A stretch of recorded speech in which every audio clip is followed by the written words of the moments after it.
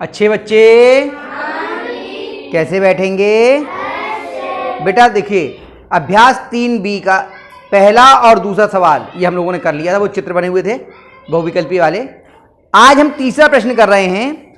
अपनी अभ्यास पुस्तिका में खाली जगह भरिए। रिक्त स्थान बने हुए हैं और उनको भरना है। तो पहला है कि दो पूर्णांकों का योगफल सदैव, फिर खाली जगह है, फिर लिखा है होता है।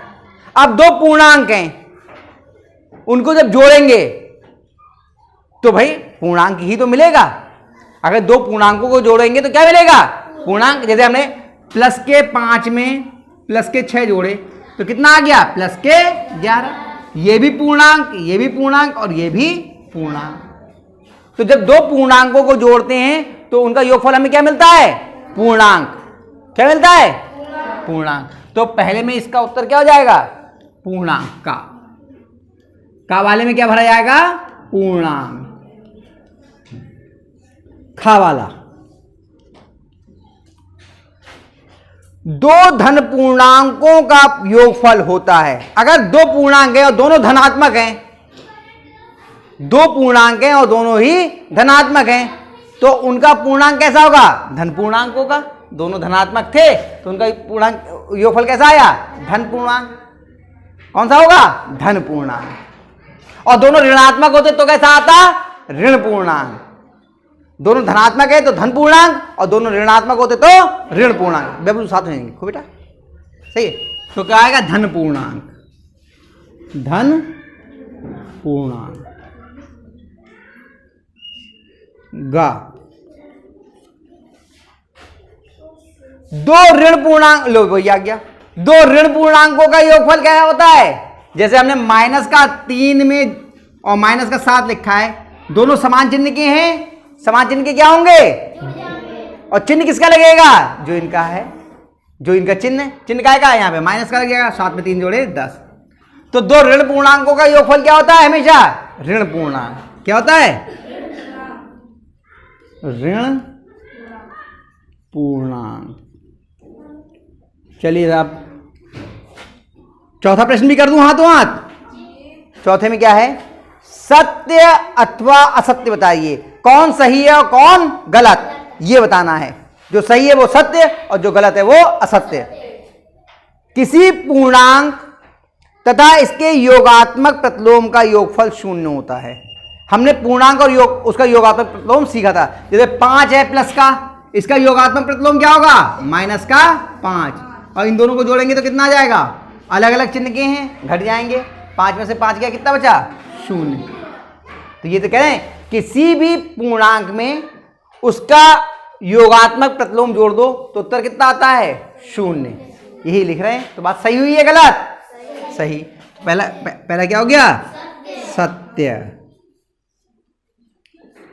खा क्या कह रहा है?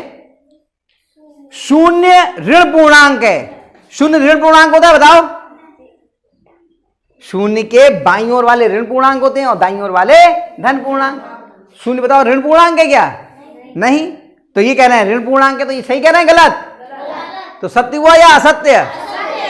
असत्य।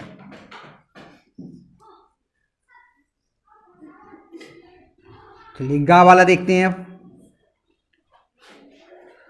दो ऋण पूर्णांकों का योगफल धन पूर्णांक होता है। गलत। अभी हम लोगों ने इसमें किया था। क्या होता है? दो ऋण पूर्णांकों का योगफल ऋण पूर्णांक होता है और ये कह रहे हैं धन पूर्णांक होता है। सही है या गलत? तो क्या हो गया? सत्य या असत्य? असत्य। चलिए साहब घा वाला देखते हैं। किसी पूर्णांक और 0 का योगफल, किसी भी पूर्णांक में अगर हम 0 जोड़ें तो कह रहे हैं उसी पूर्णांक के बराबर होता है। जैसे कि हमने 12 है पूर्णांक, इसमें 0 जोड़ दिया, बताओ उत्तर कितना आएगा? तो कह रहे हैं किसी पूर्णांक में अगर 0 जोड़ते हैं तो उत्तर उसी पूर्णांक के बराबर होता है। सही है या गलत? सही। तो सत्य हुआ या असत्य? सत्य हो गया। चलिए साहब ये सत्य हो गया। अगला कौन सा है? चा। चलिए इधर लिख देता हूँ। चलिए चा। चा में क्या है देखिए, एक ऋण और एक धन पूर्णांक का योगफल सदैव धन पूर्णांक होता है।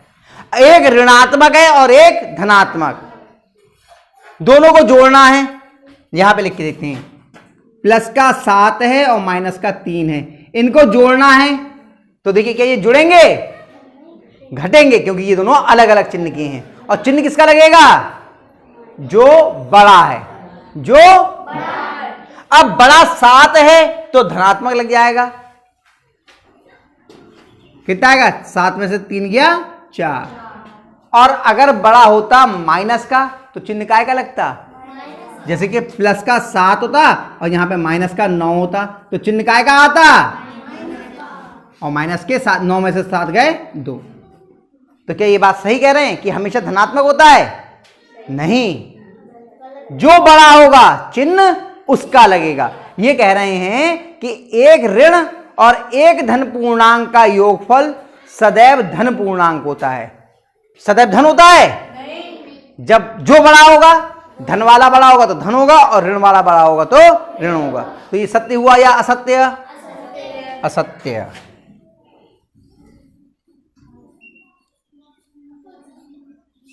चलिए छा में क्या कह रहे हैं, संख्या रेखा पर -18 और +18 शून्य से समान दूरी पर है। शून्य से समान दूरी पर होंगे -18 +18, भाई जितनी दूरी इधर 18 होगा और उतनी दूरी इधर 18 होगा, होंगे या नहीं होंगे दोनों समान दूरी पर? योगात्मक प्रतिलोम आप शून्य से बराबर दूरी पर होते हैं। ये हम लोग पहले जब योगात्मक प्रतिलोम हम लोगों ने पढ़ा था तब हम लोगों ने इस चीज को समझ लिया था। तो ये क्या हो गया, सत्य। चलिए जा, दो धन पूर्णांकों का योगफल सदैव धन पूर्णांक होता है।